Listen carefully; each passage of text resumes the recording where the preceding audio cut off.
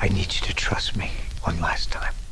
Orang seperti apa yang tega membunuh orang tuanya sendiri?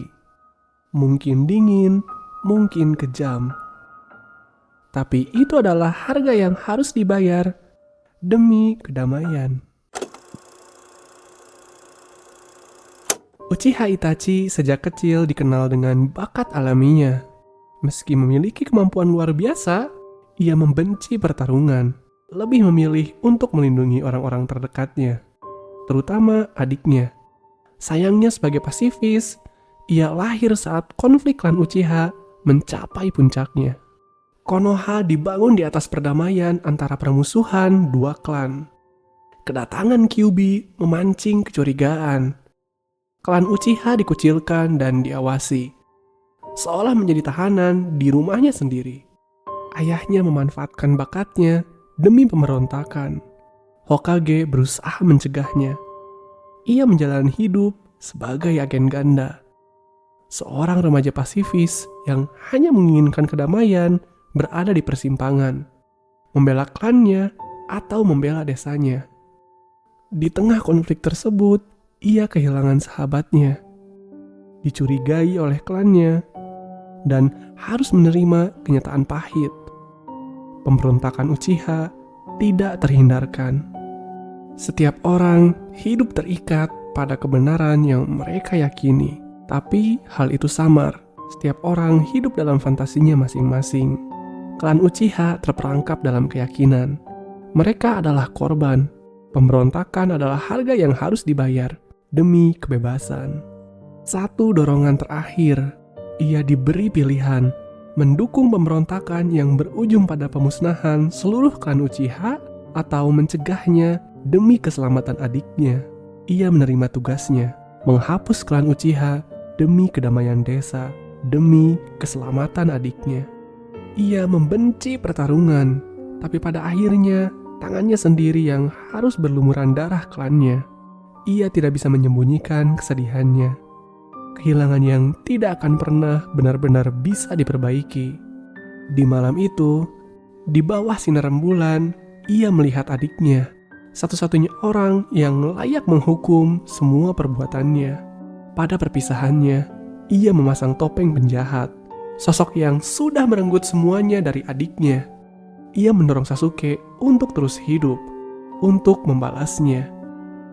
Meski ia berusaha kuat untuk menahan topengnya, pada akhirnya ia berpisah dengan tatapan kesedihan. Disinilah perjalanan sebagai hantu penjaga dimulai. Setelah insiden Uchiha, ia memasuki organisasi paling berbahaya, tempat berkumpulnya ninja pelarian. Bertahun-tahun ia menjalani berbagai misi kotor, menciptakan kekacauan dan kehancuran. Mengapa ia melakukannya? Terkadang shinobi harus bisa memilih keputusan pahit. Inilah jalan hidupnya. Semakin jauh tenggelam dalam perannya. Penjahat yang justru menjaga. Bahkan setelah kondisi kesehatannya memburuk, ia berusaha bertahan. Tidak hanya memperpanjang perannya sedikit lebih jauh, ia terikat dengan janji di malam itu. Ia menunggu kedatangan adiknya. Konfrontasinya dengan Sasuke penuh dengan genjutsu. Ironisnya mencerminkan hubungan keduanya, penuh dengan ilusi. Hingga perlahan-lahan topengnya yang dingin luntur. Sisa-sisa tenaganya ia gunakan untuk membebaskan Sasuke dari kutukan berbahaya. Dan di akhir hidupnya, meski tertatih-tatih, ia berusaha mendekati Sasuke yang sudah diambang batasnya.